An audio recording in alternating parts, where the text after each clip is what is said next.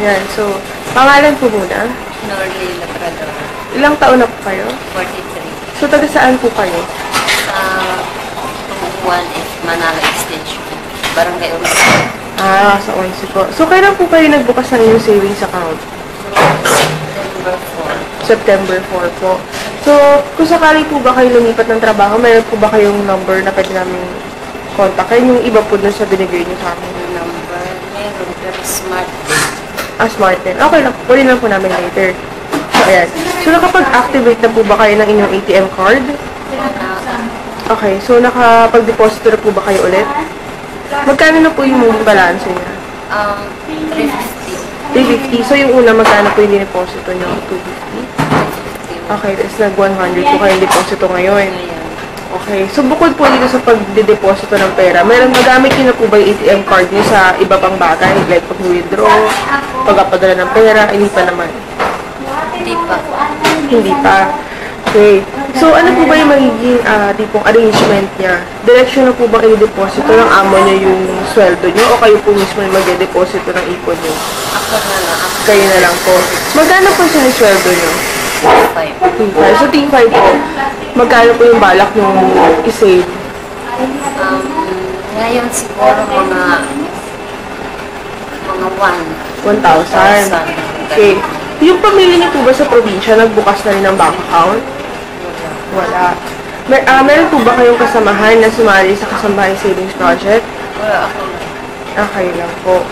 Okay. So, sa tingin niyo po ba kaya niyo magtuloy-tuloy ng pag-iipon?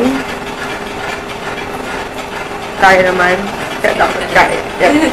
Dapat kaya. Ayan. So, napag-usapan natin kanina, 3,500, tapos 1,000 yung balak mong i-save. So, ano yung mga naging pagbabago doon sa budget mo kung may ATM account ka na? Siyempre, ano talaga yung para magkaroon ako ng savings, parang Nagtitipid? Yun na talaga na para magkaroon doon.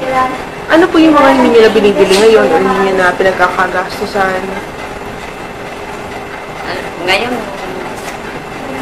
wala pa. Wala pa. So, sa sweldo nyo po ngayon, 1,000 po yung balak yung i-save. Tapos yung 2,500 para saan naman yung Padala. padala po yung buong 2,500. So, ano po, hindi nyo po ba kakailangan ng pera para sa sarili nyo?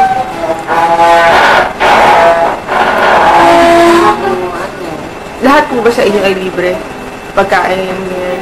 Pero minsan, pag bumibili din kami ng pag malakas kami, minsan pag... So, paano po yun ngayon? 1,000 pa rin po ba? So, sa 2,500 po, alin po doon yung babawasan? Or kailangan sakto 1,000 talaga isi-save nyo?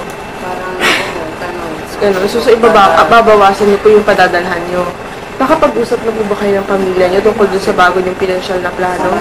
Hindi. Hindi pa? Balak nyo po ba sabihin sa kanila? Malalaman din sila. Malalaman din nila. Ayan. So, ano po ba yung natutunan nyo sa Kasambahay Savings Project? Yung kailangan makita talaga para may magkaroon para sa sarili.